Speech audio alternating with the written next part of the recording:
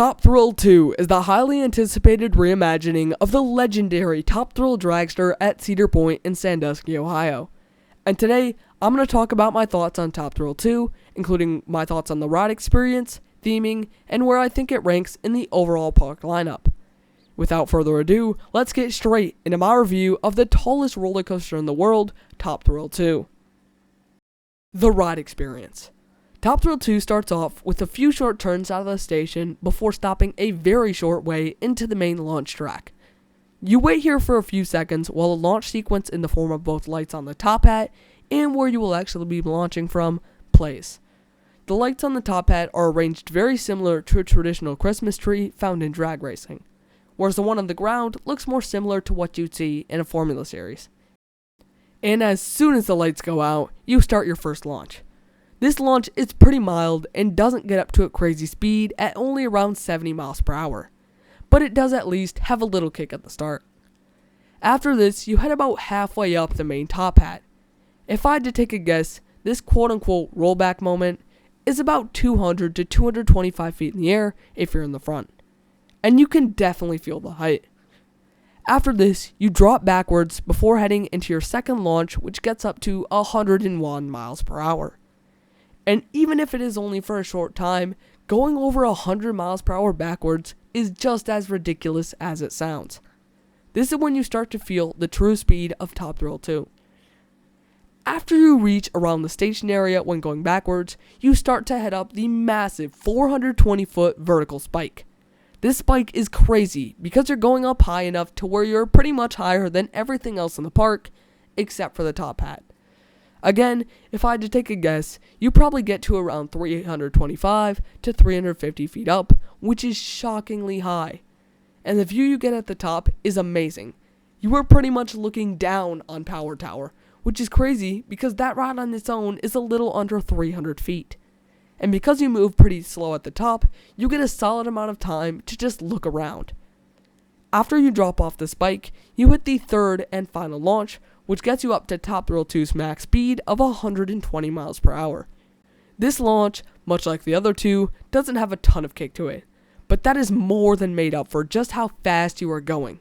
The few seconds you spend on this launch track are some of the best few seconds of speed you're going to get on any roller coaster. After this, you rise up the top hat for the second time, getting lots of positive G's at first, then a ton of airtime over the top. It doesn't really matter what row you sit in, but if you sit towards the front of the train, you'll get a lot more airtime on the way up, and for the back of the train, you'll get more airtime on the way down. From what I've heard and seen, Top Thrill 2 goes up the top hat way faster than the original Top Thrill dragster, which only makes the airtime more extreme. Another thing that I've heard has gotten amplified on the new version is a twist on the drop off the top hat. This is because the new trains sit much higher on the track than the old ones, and thus the heart lining is a little off, and I can absolutely confirm that the drop down is really quite amazing.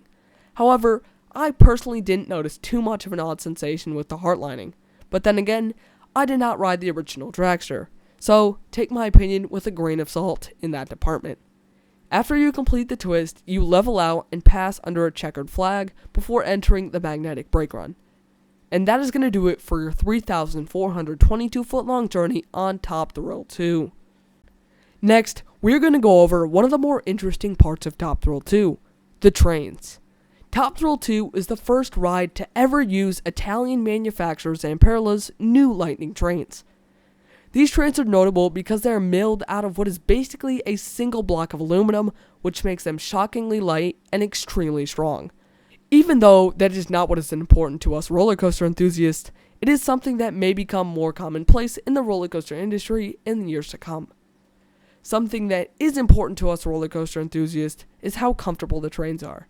And I am pleased to announce that Top Thrill 2 has some of the most comfortable restraints and trains on any roller coaster I've ridden. The restraints themselves are very similar to the over-the-shoulder lap bars found on a lot of new intimate launch coasters, like Velocicoaster at Islands of Adventure or Two Tatis at Parc Asterix. And I would definitely draw a few comparisons to those rides train-wise, and this is a very good thing. Those rides are renowned for having extremely comfortable trains. Another thing that I really liked about Top Thrill 2's trains is how they look.